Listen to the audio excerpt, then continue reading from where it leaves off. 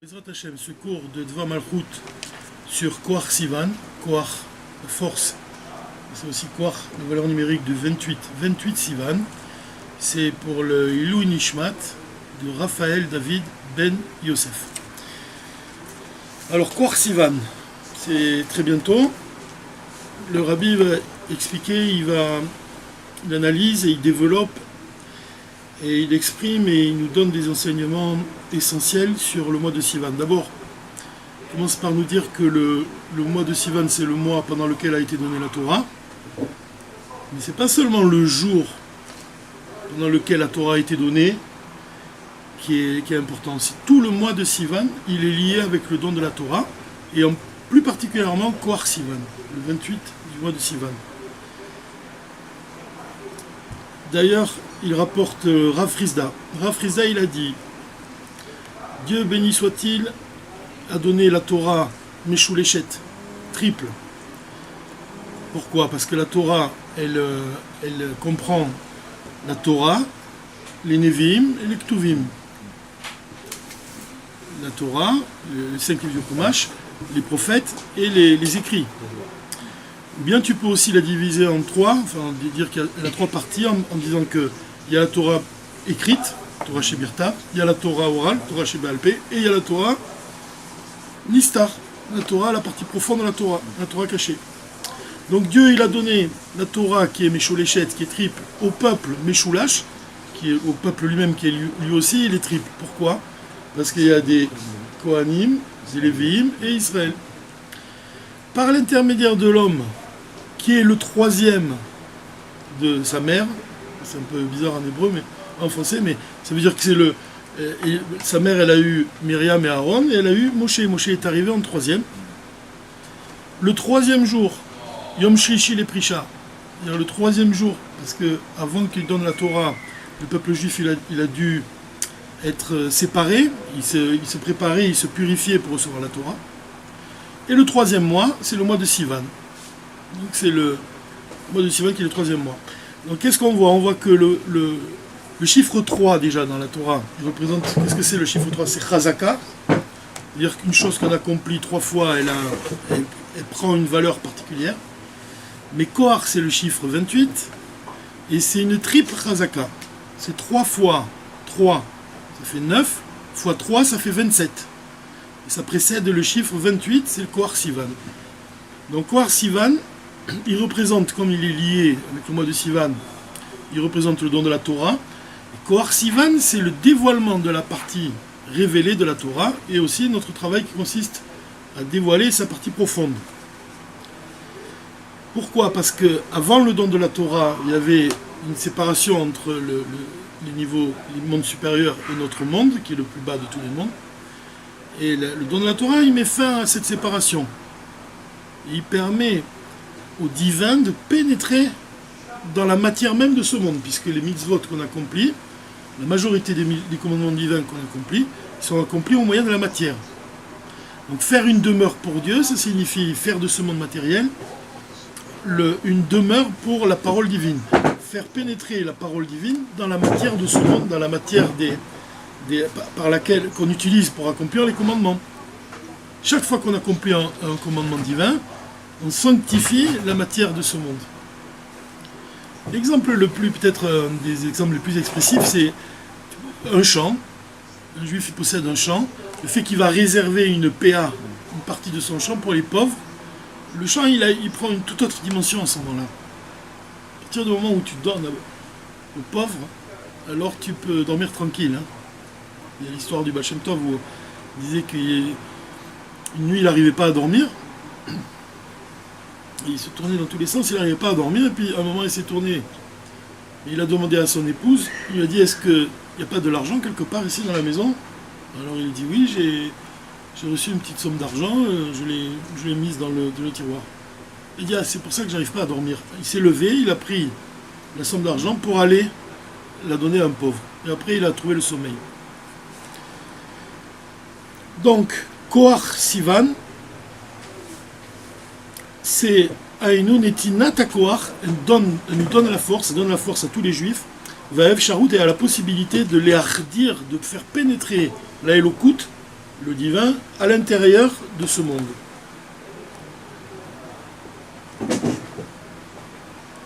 Et le point qui est donné par le Rabbi ici, c'est que le Ikar, c'est-à-dire l'essentiel de la force et de la puissance du divin, on y parvient quand on dévoile le divin précisément par des actes, on dit ici, Maaseh Atartonim, par nos actes à nous.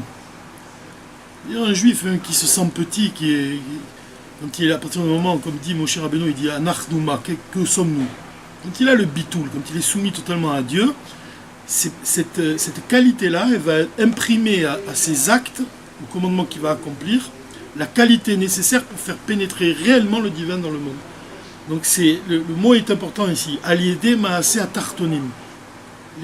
Par nos actes, même l'acte, il est considéré comme le niveau le plus bas, en comparaison à la parole et en comparaison à la pensée. C'est ce qu'il y a de plus bas, l'action. Ve'alidekar mitalim kol haolamot kulam. Et le fait qu'on élève ce monde-là, la matière physique de ce monde, on élève tous les mondes, même haolamot, haelyonim beyoter, même les mondes les plus supérieurs. C'est comme le fait de prendre un bâtiment, si tu le prends par le bas, tu soulèves. Tout s'élève. De la même façon, le fait d'accomplir des mitzvot, même les mondes supérieurs, ils vont s'élever. Tu élèves toute la construction. C'est pour ça que notre génération, elle est comparée au talon, en comparaison à la génération de Moshe qui est comparée à la tête. Mais bien qu'on soit une génération, on n'est pas la Dordéa, on n'est pas la génération du Da'at. Moshe représente le Da'at. Il y a une descente des générations, on dit, au niveau du Da'at, au niveau spirituel. Malgré tout, le fait qu'on représente le talon, on soutient même la tête. Et quand on élève le talon, on élève la tête. C'est pour ça que notre génération, on dit d'elle que ce sont les talons du Mashiach, représentent les talons du Mashiach. La révélation par l'action matérielle, par les niveaux les plus bas, on parvient à l'élévation la plus haute. Donc, on vient de passer la parashat Shlach. Shlach Lecha, le Rabbi dit que cette paracha est liée avec toutes les autres parachot de la Torah, et en particulier dans le service d'Hachem. Qu'est-ce qu'elle représente la parashat Shlach, comme on a étudié? C'est le travail d'un juif de l'irvosh, de conquérir sa part dans le monde. Be'eretz Atartona, dans la terre la plus inférieure. Et de faire pénétrer à l'intérieur de cette terre la Elokut. Il y a un pasouk dans la Torah, dans la parashat Shlach, où il est écrit Veyaturu et Eretz Canaan. Quand les explorateurs ils sont pénétrés pour visiter Veyaturu, la terre de Canaan, le Rabbi vient de dire que le mot Veyaturu, visiter, il s'apparente au mot Itron, du verset Itron Eretz Bakol I. Que la terre elle a des avantages sur tout le reste. Le fait que dans la parashat Shlach, il y a une allusion au fait que la terre, elle a des avantages que ne possèdent pas les autres éléments. C'est Dafka Aliédé à Avoda Ba'aretz, c'est précisément par le travail dans la terre, par le travail de Avodat Birurim Ba'olam Hazeh Agashmi, le fait de raffiner la terre, le fait de purifier la terre, ça sous-entend aussi le fait de purifier notre corps, des déchets, c'est-à-dire de tous les plaisirs dénués de divin qui sont inspirés par le mauvais penchant, les déchets. C'est ça que l'Admorazaken dit, qu'on doit avoir un cœur pur, ça veut dire qu'on doit aimer que Dieu. On parvient à la pureté à ce moment-là, on n'a pas d'amour pour des choses qui sont futiles, qui sont pas importantes, qui ne sont pas liées à la venue du Mashiach même. Alors Nifal Itaron, alors le fait que tu vas raffiner la terre, la terre possède un plus, tu vas avoir un plus et tu vas ajouter, tu vas parvenir à des niveaux, Dargot à Elionot Beyoter, au niveau les plus supérieurs, Beruchaniut, dans le monde spirituel, dans tous les sujets spirituels.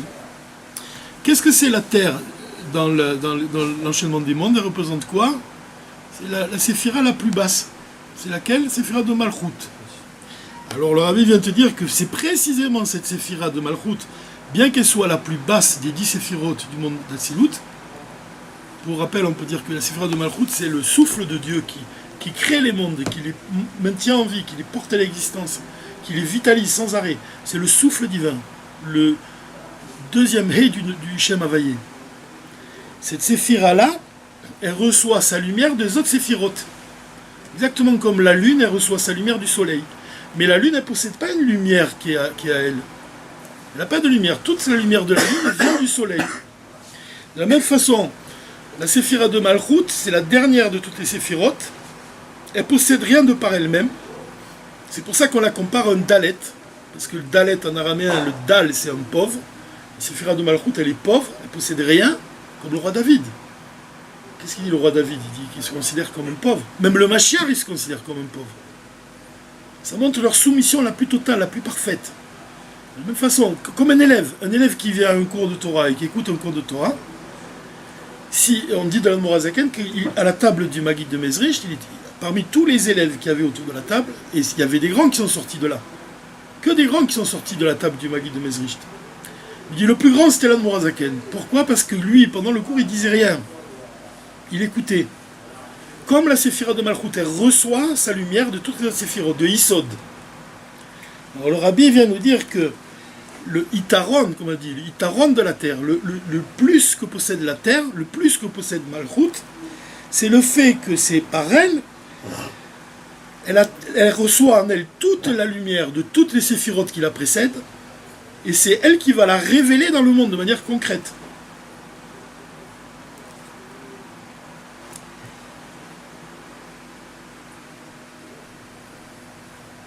Mais quand la lumière de Malchut elle reçoit la lumière de toutes les séphirotes, alors se révèle son niveau supérieur de Malchut en comparaison à toutes les séphirotes. C'est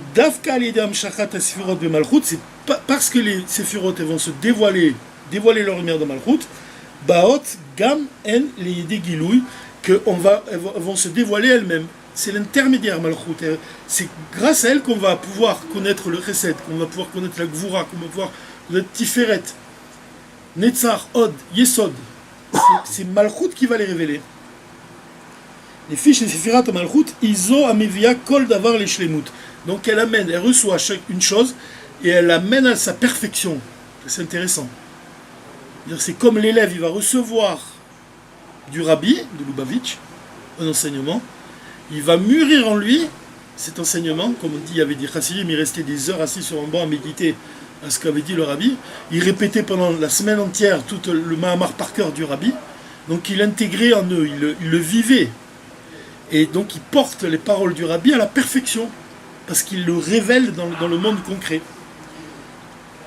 Veshimut zo titkayem lead ou begilouy, dévoile les lumières supérieures, et c'est pour ça qu'on dit que Malchut, elle a plus que toutes les autres séphirotes. Alors, c'est peut-être l'occasion de montrer de manière concrète une idée qu'on dit. On dit que la séphira de Malchut, c'est un dalet. C'est un dalet. Le dalet, ça représente le pauvre, et ça représente le Mashiach. Pourquoi? Parce que Mashiach, il s'assied parmi les pauvres. C'est écrit dans la Gemara. On dit qu'il est lépreux, qui est assis aux portes de Rome. On dit qu'il est pauvre. Il est pauvre en fait, et ça doit nous inspirer le fait que nous-mêmes, on doit être comme des mendiants. On doit mendier la Torah. Pourquoi? Mendier la Torah, ça signifie qu'on reconnaît l'importance de l'autre, et on veut recevoir son enseignement. Et en ça, en ce sens, on est pauvre.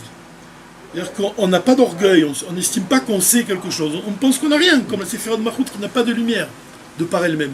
Toute la lumière qu'elle reçoit, comme la lune, toute la lumière qu'elle reçoit, c'est la lumière du soleil. Mais ensuite, la lumière du soleil, elle a un autre éclat quand elle reflète sur la lune. C'est vrai que, par exemple, Rabbi Yosef Karo, il recevait les enseignements de Dieu lui-même. Quand il tranchait une loi, ça venait d'inspiration divine. Mais quand ça résonnait dans sa gorge, ça prend un autre éclat. Alors si on regarde la lettre dalet, elle est ainsi. Comme ça. Ça, c'est un dalet.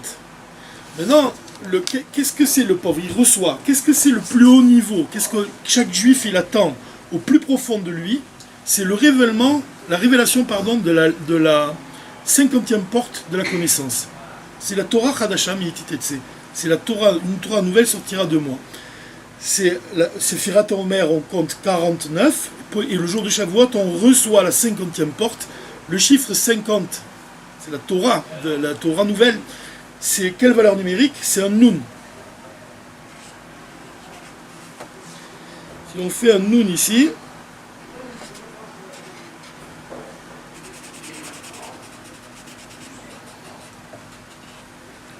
dont la valeur numérique c'est 50, comme on a dit. Si on le met à côté du Dalet, qui représente le Mashiach, le pauvre, même nous-mêmes, on est comme un Dalet.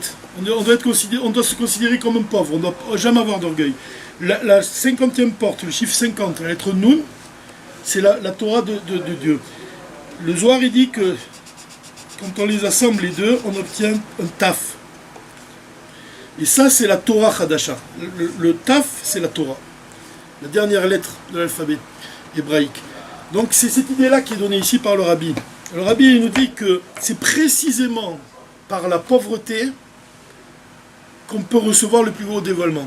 C'est précisément les niveaux les plus bas qui nous permettent d'accéder aux niveaux les plus hauts. C'est précisément notre génération qui est la plus basse qui va révéler la Torah nouvelle du Mashiach.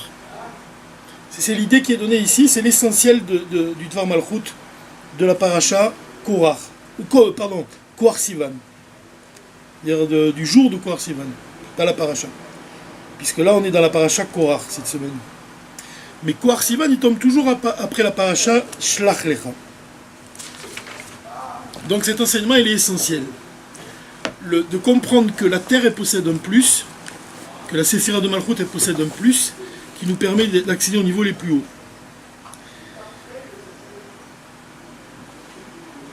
Ça s'exprime aussi dans un autre verset, dans la paracha de Shlach, il y a écrit Alon Ha'ale Ve'yarashnu Ota. C'est Kalev qui fait taire le peuple à l'encontre de Moshe, il se rébellait contre Moshe, et Kalev il dit nous monterons certainement en Eretz Israël et nous pourrons la conquérir car nous le pouvons. Nous pouvons conquérir la terre. Et il y a une répétition, il y a écrit Allo, ça signifie nous monterons, et une autre fois Naale. Nous monterons 2 fois. Qu'est-ce que ça signifie? Le Rabbi vient de dire que c'est une allusion à 2 aliot, 2 élévations. La première, c'est quand on est sorti d'Égypte, et la deuxième élévation, c'est quand on va passer de notre exil au jour messianique, à la Géoula. De quelle manière on parvient à dévoiler le Mashiach? C'est par la Pnimiut Torah. C'est l'essence de la Torah. Comme on dit souvent, on répète souvent pendant ces cours, que la déclaration du Tzemar Tzedek, selon laquelle la profondeur attire la profondeur. C'est l'essence de la Torah qui s'accorde avec l'essence de notre âme, qui va nous permettre de dévoiler l'essence divine. Pnimiut Torah.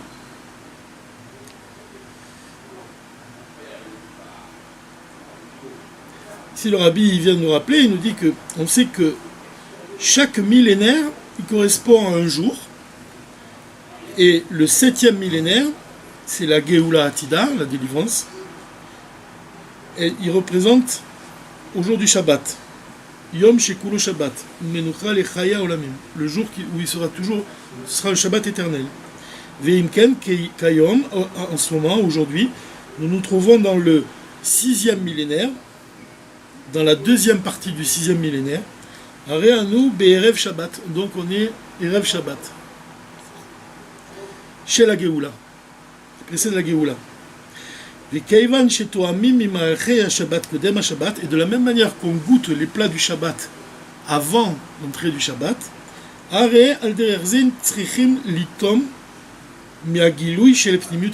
doit goûter aussi de la profondeur de la Torah, Ta'ame. Goûter, c'est l'itom, et c'est intéressant parce que goûter, c'est aussi ta'am, la raison. C'est-à-dire de goûter la profondeur de la Torah, c'est goûter aux raisons des commandements divins. Parce que la chassidoute, l'essence de la Torah, elle vient révéler le ta'am, le goût des commandements. Pas seulement accomplir un commandement sans en avoir le goût, Si tu as le goût de la chose, alors tu peux révéler l'amour. Et c'est ce qui est le plus important aux yeux de Dieu, c'est de lui montrer qu'on est heureux et qu'on a la simcha d'accomplir ses commandements. C'est ça, goûter aux délices du Shabbat. De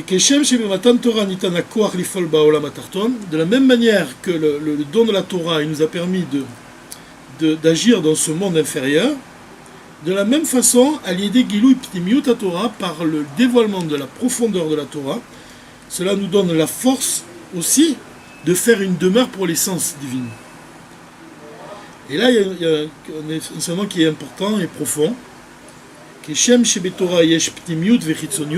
De la même façon que dans la Torah, il y a l'aspect superficiel de la Torah révélée, et il y a l'aspect profond de la Torah profonde, la Torah Nista.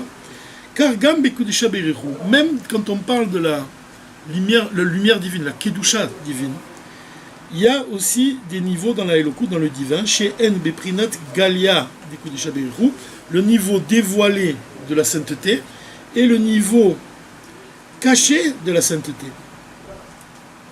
On dit Galia de Kodesha Berichu ou Setim de Kodesha Berichu. Et ces deux niveaux-là, qui sont dans la Torah, quand on dit la Torah révélée et la Torah cachée, ils contiennent ces deux niveaux en eux-mêmes, ces deux niveaux de lumière divine. C'est-à-dire que par le dévoilement de la Torah révélée, on acquiert la force de faire pénétrer la sainteté dévoilée de Dieu, si on peut dire, dans le monde. Et par le dévoilement de la profondeur de la Torah, on acquiert la force de faire pénétrer des niveaux supérieurs de la sainteté. On dit c'est Tim des Kodesha Berichu. Cet exemple, on peut le voir par exemple dans la Torah, puisque on voit que quand on dit qu'il y a une partie, il y a la partie profonde de la Torah et il y a la partie révélée de la Torah. De la même façon, il y a la partie révélée de l'âme, c'est l'âme qui s'habite dans le corps, et il y a la partie profonde de l'âme, c'est l'essence de l'âme. Tzemar Tzedek, il donne un enseignement qui est dans le Har Torah, il dit que le pain qu'on mange, qu'est-ce qu'il fait le pain qu'on mange? Il unit la matière, c'est-à-dire il unit le corps à l'esprit. Si ton âme elle peut rester dans le corps, c'est au moyen du pain. Le pain il va permettre à l'âme de rester dans le corps, il te maintient en vie. Ça c'est le pain. Mais il y a la manne, qu'est-ce que c'est la manne? C'est aussi un pain, c'est le pain du ciel. Alors, il t'explique comme ça, il te dit, le pain, il unit ton âme, l'âme qui s'habille dans le corps, avec la partie révélée de la Torah. Et la manne, elle unit l'essence de ton âme avec l'essence de la Torah. C'est-à-dire que pourquoi la manne elle est liée à l'essence? Parce que, comme tu dis, la manne elle n'avait pas de goût, elle a le goût que tu lui donnes. Ça c'est l'essence. L'essence elle n'a pas de nom. L'essence c'est au-delà de la forme, au-delà du détail, au-delà de la particularité. Elle va avoir le nom que tu lui donnes. Ça veut dire que par l'étude de la chassidoute, tu vas attirer l'essence divine dans l'essence de ton âme et elle va se révéler dans le corps. C'est la manne, elle unit le corps avec l'essence divine. Et par le pain de la Torah, tu vas unir ton corps avec la lumière de Dieu qui se révèle dans le monde. C'est-à-dire que quand on parle du niveau de la sainteté, quand on parle du niveau caché, ça fait référence à la lumière qui entoure les mondes. La lumière qui entoure les mondes, qui est imperceptible. Et quand on parle du niveau Galia, quand on dit le Galia Batora, et quand on dit Satim, comme quelque chose de Satoum, quelque chose qui est caché même, qui est fermé, qui est caché, qui ne nous est pas accessible, et ça fait référence donc à la lumière d'Orsovev. Et quand on parle de la lumière d'Or Mémalé, la lumière qui s'habille dans le monde, ça fait référence au pain, ça fait référence à la partie de l'âme qui s'habille dans le corps. Ça fait référence à la partie de la Torah révélée, à l'étude du Shulchan Aruch, à l'étude de la Gemara. Donc encore une fois, le Rabbi il vient ici te donner il vient signifier l'importance de pas seulement de t'unir à la lumière, à la Kedusha qui s'habille dans le monde, mais de s'unir à une Kedusha qui ne s'habille pas dans le monde, celle qui va se révéler au moment du Mashiach. Idgalut, Elokut, le dévoilement du divin, comment tu y parviens? De toute façon, tu dois y parvenir d'abord par les niveaux inférieurs. D'abord le pain de la Torah. Et ensuite, tu parviens à la manne. Comme on a dit, pour élever un bâtiment, tu dois le prendre par la base et tu soulèves tous les niveaux. C'est dans les sujets les plus inférieurs que tu vas parvenir à révéler les sujets les plus élevés. Et c'est là que tu vas révéler le fait que ce qu'on a dit au départ, que la terre elle possède un niveau supérieur. La Séphira de Malchut, elle possède un niveau supérieur. Ça s'exprime aussi dans un Mahamar, dans un discours chassidique du rabbi de l'Admor Emsaï. Qui c'est qui a amené vraiment, qui a commencé à dévoiler, à délivrer le peuple d'Israël de l'exil? Baal Shem Tov. Quand il a révélé la partie profonde de la Torah. Après lui, l'Admor HaZaken. L'Admor HaZaken, quand il a été lui-même emprisonné, il raconte lui-même, l'Admor HaZaken, quand il a dit le verset des Tehillim, Padav et Shalom, Nafshi, il a dit que quand il a dit ce verset des Tehillim, il a été délivré. Il dit que mon âme a été délivrée dans la paix, qui Rabim Ayou il m'a dit, parce qu'ils étaient nombreux avec moi. Le rabbi vient nous dire qu'est-ce que c'est Rabim, ça fait référence au Reshut HaRabim, le domaine public. Mon âme, elle a été délivrée grâce au Reshut HaRabim. Qu'est-ce que c'est le Reshut HaRabim? Ça représente ce monde inférieur. Encore une fois, c'est par les sujets qui se trouvent dans ce monde inférieur que mon âme, elle a été délivrée, que je parviens au niveau supérieur. Et ici, c'est un niveau qui est réellement supérieur parce que Padav et Shalom Nafshi, quand l'Admor Emsaï explique le verset des Tehillim, il dit que mon âme a été délivrée dans la paix, ça sous-entend qu'il n'a pas eu besoin de faire la guerre. Qu'est-ce que c'est la guerre que l'homme connaît? Par exemple, dans la prière. Il est en train de prier, il a son mauvais penchant, son bon penchant, c'est là où s'exprime réellement le combat. C'est comme un combat à main nue. Et tu dois combattre pour soumettre le mauvais penchant, ce qu'on étudie dans le Tanya. La guerre incessante avec le mauvais penchant, que connaît le Benoni toute sa vie. Et nous-mêmes, toute notre vie, on doit lutter contre notre mauvais penchant. Mais quand on révèle l'essence de notre âme, il n'y a même pas besoin de faire la guerre. Même le mauvais penchant, Rabim, Reshut HaRabim, qui désigne ce monde-là matériel, il m'a dit, il est avec moi. Batel Mi'elav. De lui-même, il s'annule devant le dévoilement de l'essence divine. Donc c'est cette idée-là qui revient. La Séphira de Malchut, elle est comme la lune, elle reçoit sa lumière. Quand un juif, il est comme la lune, qu'il est totalement battel à Dieu, totalement soumis à Dieu, il parvient au niveau où il dévoile l'essence divine. Et quand cette essence elle se dévoile, même le mal, il va devenir son allié. Il va être conquis par le divin.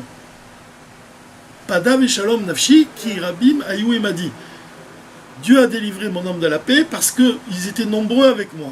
Parce que j'ai élevé les niveaux les plus bas. C'est comme quelqu'un dans notre vie, c'est quelque chose qu'on peut voir aussi dans notre vie au quotidien. Quand tu parviens à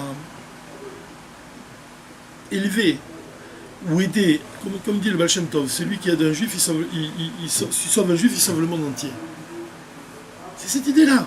Tu sauves un juif, c'est-à-dire que ce juif-là, c'est celui-là qui représente peut-être le niveau le plus bas, d'une certaine manière, parce qu'il est vraiment empêtré dans la grossièreté, dans les clipotes, avec le mauvais penchant. Et que si tu parviens à l'extirper de ce mal, tu élèves tous les mondes supérieurs. Padav et Shalom Nashi, qui Rabbi Mayou m'a dit. Dieu m'a délivré sans même que j'ai besoin de combattre, parce que je m'attache à faire de ce monde inférieur, et plus particulièrement les parties les plus basses de ce monde inférieur, une demeure pour Dieu. Comment nous-mêmes, si tu t'attaches à ce que tu as de plus grossier, et que tu essaies de le purifier, tu vas élever tout ce que tu es, va s'élever. C'est la base. Et là-dessus, le rabbi vient nous dire que c'est la même chose en ce qui concerne le 770. 770, c'est l'adresse de Lubavitch dans à Eastern Parkway. Il dit que de cet endroit-là, il représente le chiffre 7. Ça représente quoi, le chiffre 7? Ça représente que le monde il a été créé en 7 jours, la perfection de ce monde. Il a été créé aussi au moyen des 7 midot, des 7 attributs, des 7 séphirotes. Il dit le chiffre 770, il exprime la shlemut de ce monde. Et ce chiffre-là, 760, la shlemut, c'est-à-dire la perfection de ce monde. Mais ce chiffre-là, c'est la valeur numérique du mot Faratzta. Faratzta, ça veut dire ce qu'a dit le Machar au Baal Shem Tov. Je viendrai quand tes sources se répandront, l'Irshea Futsu, Ma'anyotecha Chutza, quand tes sources se répandront à l'extérieur. Le Rabbi vient donner un enseignement précieux. Il vient nous dire qu'est-ce que c'est les sources qui se répandent à l'extérieur? C'est briser les limites de ce monde. Mais comment est-ce qu'on doit briser les limites de ce monde? C'est comme tu fais de ces limites quelque chose de parfait. Les limites de ce monde, c'est quoi? L'espace et le temps. C'est ça les limites. Comment on parvient à aller au-delà de l'espace et du temps? C'est quand tu parviens à la shlemut, à la perfection de l'espace, à la perfection du temps. Quand tu utilises au mieux ton temps, et quand tu remplis l'espace dans lequel tu te trouves avec toutes les forces de ton âme et que tu sanctifies l'endroit où tu te trouves, alors tu fais Faratzta à l'intérieur de Faratzta. Tu élèves d'abord l'endroit où tu te trouves. Et c'est à partir de ce moment-là que les sources peuvent se répandre à l'extérieur.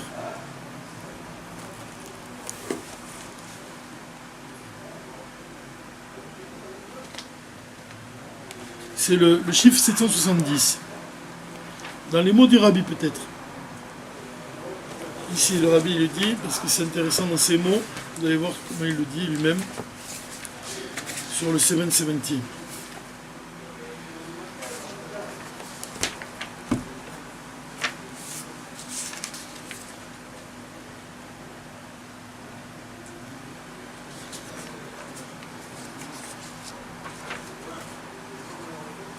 Ashlemut, la perfection de Faratzta. C'est quoi Faratzta? C'est Apritza Mikol Agvalot Dizman Makom. C'est de Apritza, c'est de l'ifrot, comme le nom Peretz, c'est de briser. Briser toutes les limites du temps et de l'espace. Ad Beofen de Paratza Betor Paratza. Au point d'arriver à briser à l'intérieur de Faratzta. Nifal, c'est comment on parvient à ça? Lo aliede ayetzia mizman makom, c'est pas en sortant de l'espace et du temps, mais au contraire, dafka betor, précisément à l'intérieur et grâce à aliede, et par le moyen de l'espace et du temps, pour parvenir à la shlemut du temps, pour la perfection du temps et de l'endroit. C'est ça le chiffre 770. Ça ressemble un peu à l'idée pas au fait qu'on dit que l'arche, on peut la mesurer, et d'un autre côté, quand on la met dans le Kodesh Kodashim, elle ne prenait pas de place. Il y avait un miracle, elle n'a pas de mesure. Comment tu parviens au fait qu'elle n'ait pas de mesure, ce miracle? C'est d'abord par les mesures. D'abord, elle a des mesures. Tu pourrais dire ça d'un homme, même d'un juif. Tu pourrais dire, quand est-ce que qu'il a des mesures, un homme véritable? Quand est-ce qu'il a de la consistance? Quand est-ce que tu peux le mesurer, sous-entendu qu'il représente quelque chose, qu'il existe réellement, tu peux le mesurer? C'est quand il est au-delà des limites. C'est quand il agit sans mesure. L'inverse est vrai. Quand il donne sans compter, par exemple, c'est là où tu peux dire qu'il a des mesures. C'est là où tu peux dire qu'il existe véritablement.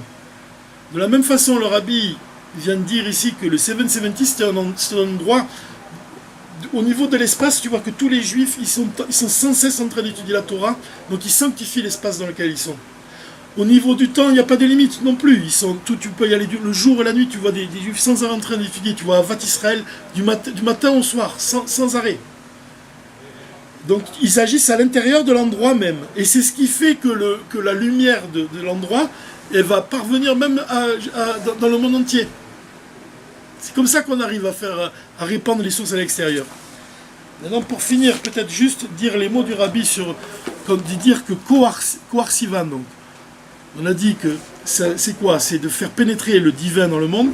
Et on arrive ensuite au Kaftet Sivan. C'est quoi Kaftet Sivan?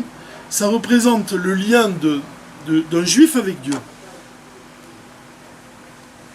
Dire le fait de faire des mitzvot, de faire pénétrer le divin dans le monde au moyen de la partie profonde de la Torah, tu parviens à t'attacher avec Dieu.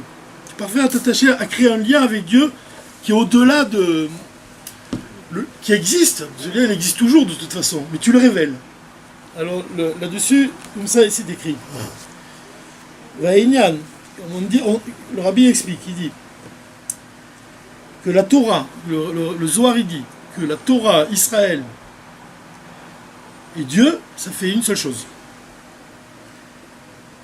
Vekolcha darga, et chacun de ces niveaux, quand tu parles de la Torah, tu as la Torah cachée et la Torah révélée. Quand tu parles de Dieu, comme on a dit, il y a sa lumière cachée, sa lumière révélée. Or, Sovev, en même allé. Quand tu parles d'un juif, il y a l'essence de l'âme, c'est le niveau caché, et l'âme révélée, c'est l'âme qui s'habille dans le corps. Donc les trois, ils sont liés. Tous ces niveaux, ils sont liés ensemble. Et comme on l'a dit au début, Sivan, c'est 3. Koar Sivan, c'est 3 fois 3 fois 3. Il y a l'idée de Chazaka, l'idée de la force du lien de ton âme avec Dieu et avec la Torah. Alors donc, le niveau qui est caché et le niveau révélé, comme on l'a dit, c'est la lumière d'Orsovev et la lumière d'Ormemalé, la lumière qui entoure les mondes et la lumière qui remplit les mondes. Qu'est-ce que c'est Mimélé? Quand on dit la lumière qui remplit les mondes, ça veut dire que c'est la lumière qui s'habille dans les mondes. C'est la lumière qu'on peut, Asaga, on peut la ressentir, on peut l'appréhender. Et ça s'appelle, on dit, c'est le niveau révélé, Galia. Sovev, c'est le niveau qui est au-delà du Da'at, au-delà de notre connaissance, au-delà de notre perception. C'est la lumière qu'on ne perçoit pas, c'est la lumière qui va se révéler dans les temps futurs. Ou Betorah, Yesh Gamken, Galia, Vesatim. Mais comme on a dit dans la Torah, il y a aussi ces deux niveaux-là. Et quand on dit qu'Israël, ils sont unis avec la Torah, ça signifie que Asagat Torah, Melou Beshet, Bekol Echad Ve'echad Me Israël, c'est que chaque juif, il peut comprendre la Torah. Comme il est écrit, Vezot Lefim Be Israël, Ve'en Zot et la Torah. Shim Melou Beshet Me Pnimiut. Dire que ça c'est le niveau révélé de la Torah. Mais il y a le niveau, c'est un lien, c'est le lien, comme on a dit, c'est le pain. C'est-à-dire qu'un juif, il peut s'unir à la partie révélée de la Torah. Mais le lien le plus fort, c'est quand on parvient à ce que l'essence de notre âme se lie à l'essence de la Torah et qu'elle se révèle même dans ce corps matériel et limité. Donc c'est l'idée qui est donnée ici, pour conclure, c'est finalement, comme on a dit, pour révéler les niveaux les plus hauts, tu agis avec les niveaux les plus bas. Ça correspond à la partie de ton âme qui s'habille dans ton corps. Et ça correspond à la lumière de la Torah, de la partie révélée de la Torah. Et ça correspond à la Kedusha de Dieu qui s'habille dans les mondes. Donc c'est la Shon Galia vers Saga, ce qu'on peut appréhender. Et par ces niveaux-là, par ces niveaux qui sont les plus inférieurs, tu parviens ensuite au dévoilement de l'essence divine dans ce monde matériel. Et c'est ça ce qui signifie quand on dit qu'on doit faire une demeure pour Dieu, on doit faire une demeure pour son essence. Mais ça commence déjà par les niveaux les plus inférieurs. Et c'est de cette manière-là qu'on parvient à attirer les niveaux les plus hauts. Voilà, je crois qu'on peut finir là-dessus. Peut-être juste ici ce qu'il dit, que le Kaftet Besivan, que le Koar Sivan, c'est une préparation au Kaftet Besivan, et que ce Kaftet Besivan, c'est le fait qu'un juif va s'unir avec Dieu. Et voilà, le Rabbi dit comme ça, le Kaftet Sivan, c'est Erev Rosh Chodesh. Erev Rosh Chodesh, la lune, il n'y en a plus. Elle est BLM, elle est cachée. À Rosh Chodesh, la lumière de Dieu, elle va illuminer la lune. un petit point, c'est Rosh Chodesh. L'allusion, elle est claire. Par le bitoul, par ta soumission, donc par Koar Sivan, de faire pénétrer le divin en toi-même même. Tu parviens en Kaftet Sivan où tu es totalement battel à Dieu, que tu, comme on l'a dit au début, comme le roi David, un Dalet, que tu es comme pauvre, comme Machiar lui-même. Et à ce moment-là, tu t'unis à Dieu que la lumière de l'essence divine qui est représentée par le soleil, elle va commencer à briller sur la lune.